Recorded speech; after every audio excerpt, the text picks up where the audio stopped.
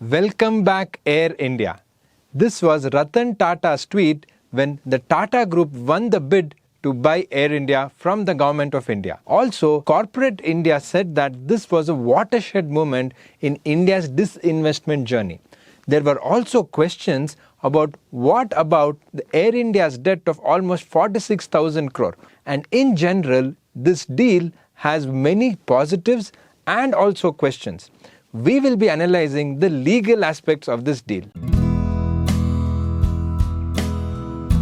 It was the 8th of October in 2021 that the Government of India announced that Tata Sons Private Limited, their SPV, Talis Private Limited, is the winning bidder at 18,000 crore. This deal not only took the entire aviation industry by storm, but also it created more than a ripple in the stock markets. The legal industry and the legal aspects is what has created lot of interest, and that is what we'll analyze in this video. One question which many people have is that how was Air India valued at 18,000 crore? While the question of 18,000 crore valuation is one side, the common man always wants to know why will it take 3 months. In the next few minutes, let us break down the entire deal and why it's going to take 3 months and what are the procedures, the entire legal structure and the provisions of company law. We will be analyzing and understanding in the most simplest manner. Let us break down this deal from the very beginning, but before that, a very quick introduction. We are Ekcel Academy and we have been training students to become great company secretaries who are the flag bearers of India's corporate world. I am Alok, I'm a lawyer and company secretary by training, and today let us embark on this journey and understanding this Tata Air India deal. So it's time for you to fasten your seat belts and come on this wonderful journey where we understand the entire transaction of Tata Air India. Let's dive into the legal aspects. The Companies Act of 2013 has 470 sections. In that, section number 230 to 240 are the sections dealing with any merger or acquisition which is taking place in India. And the Tata Air India deal also will fall under section 230 to 240 of the Companies Act of 2013. These sections act like the fuel for any merger, acquisition, compromise that is happening in India. These sections are broadly known as compromise, arrangements, amalgamations, or colloquially people also call it M&A. These sections allow companies to get into compromises or arrangements with the company's members, the company's creditors, with government companies, with foreign companies, and this way any company can come together with another company thanks to these sections. Any contract which is relating to the transfer of shares from the transferor to the transferee, that is from the Government of India to the Tata Group, has to be registered with the National Company Law Tribunal or NCLT, basically the court for this matter. If there is anyone who is dissenting to this, they can also appeal before the NCLT that they are not comfortable or happy with this contract for the transfer of shares. Finally, these sections say that the books and papers of the transferor company, that is in our case the Government of India's Air India, cannot be disposed of without the permission of the central government. The central government has the power to appoint someone to check these papers of the transferor company. Please understand that every law needs to have penalty.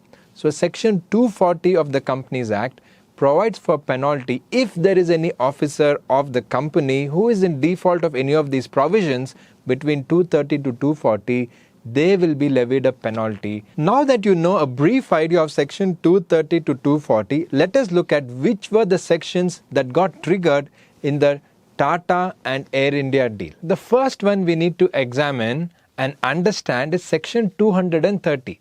Section 230 gives the power to companies to enter into compromises and arrangements. So this is the technical word. In simple words, companies have the power to reorganize its shareholding and share capital. They can consolidate the shares or they can issue shares of different classes, and this is what is primarily under section 230. Section 230 also deals with few aspects of takeover. That means if the acquirer is holding 75% shares in the company, then this section gets attracted. But as we know, Air India is owned or was owned 100% by the government of India. So section 30 is not what is triggering this. So which section is triggering this takeover? That is section 235. According to section 235, although there is no minimum shareholding required from the acquirer's end, that is in our case Tata Group's end, here we need to understand that at least 90% of the company should agree to go ahead with the deal. If 90% of the existing shareholders agree to give up their holdings, then we can use section 235, which is possible in our case because government owns the entire Air India. Coming to the business side of things, SpiceJet's bid was 15,000 crore and Air India's bid by Tata was 18,000 crore. So everybody was wondering, why is Tata going into a company which is having almost 58,000 crore plus of debt? Tata has been very good in the service industry, right from the Taj hotels to they've been in the airline industry. Maybe they know how to crack the airline business and the services business, and let's hope for the best.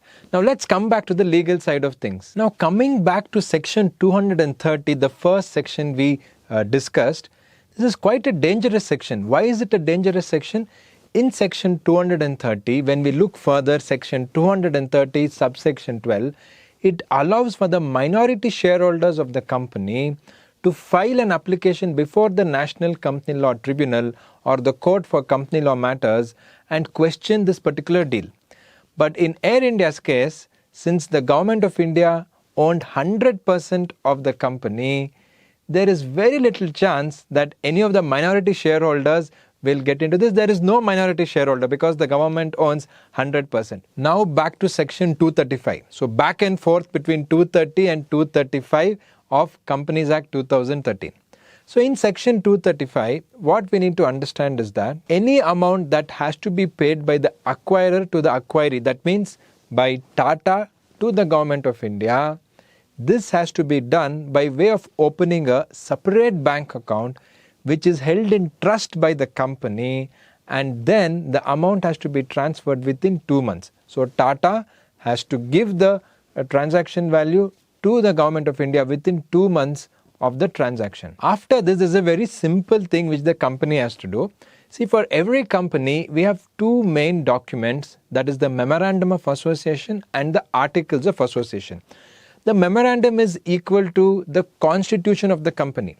It gives the overall powers of what business the company can do, what is the share capital of the company, and the Articles of Association is like the bylaws or the rules and regulations for running the company on a day-to-day basis.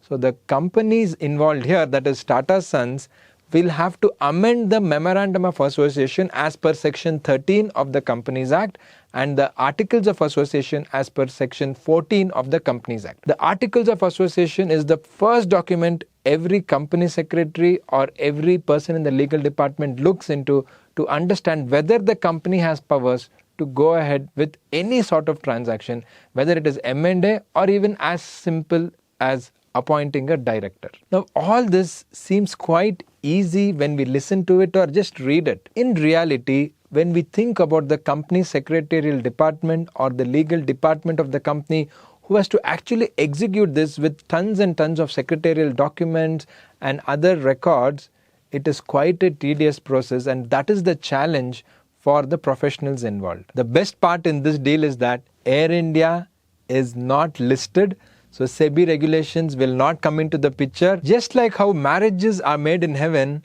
mergers are made in boardrooms.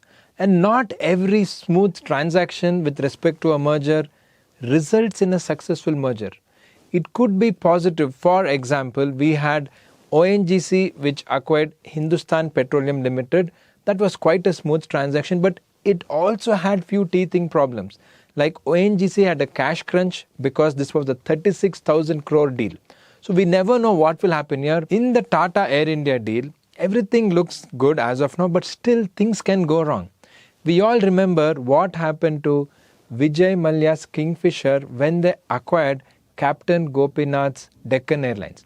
Everything was great in the beginning, but we know Kingfisher really struggled to go ahead. They changed their business models, there were a lot of confusion, and we all know that went really south and it was a disaster. In the Kingfisher Deccan Airlines deal, Captain Gopinath, who was a minority shareholder of Deccan Airlines, later it came to be known that he was ready to approach the courts as a dissenting shareholder who did not want this deal to go further. However, a sum of 30 crores was paid to Captain Gopinath by Kingfisher as a non-compete fee, which is the fee paid to the transferor companies to ensure that they don't engage in any form of competition with the new company, and that was the Kingfisher Airlines. This was not disclosed to the other shareholders or even to the High Court when this scheme was being filed for merger. So the Deccan and the Kingfisher merger, when it was happening, all these things were happening behind closed doors. The compromise of corporate law and ethics in this merger was quite immense, especially for big names like Captain Gopinath or Vijay Mallya being involved. Even though the Honorable High Court of Karnataka approved this merger, there were a lot of questionable things which happened, like the example which I just shared with you, and this is something which everybody is wary about in any sort of merger and amalgamation. In Air India, inefficiency was at an all-time high. For a service industry, the most important is efficiency and making sure the customer gets the best. But at Air India, we all know how it was. Some questions people are asking are, was the valuation and due diligence done properly? Tata would have a definite roadmap because they're experienced in the service industry. They will have a roadmap on what it takes to make this business successful. But another question is, how will Tata take care of Air India's debt? But if you were the lawyer for the Tata Group, you would also need to ensure that all of Air India's assets, including its intellectual property, real estate, trademarks, and all the other deeds, the leases, the employee contracts, and all of its inventories are properly identified, valued, and recorded. The airline industry is extremely competitive and things are not looking very rosy thanks to the pandemic. Now, it only is for time to tell whether Tata can take up this challenge, whether Tata Group can make sure that an airline which is usually known for its inefficiency and poor service, how do we turn around the entire business? Hopefully it doesn't end like the Kingfisher Deccan Airlines deal, and it is truly a watershed moment in India's airline industry, aviation industry, and more importantly for India's disinvestment policy. We know we have covered quite a bit in this video. We really want you to give any sort of comments, and if you have any questions, please let us know in the comments. We are more than happy to reply to each one of them. Hope you learned something new in this video which will help you in understanding this deal, especially in the legal side of things. We are planning to make more such videos. Please tell us in the comments on what we should cover and how we can analyze the legal side of different deals. If you want more such videos, please give us a thumbs up and subscribe to our channel to never miss a video.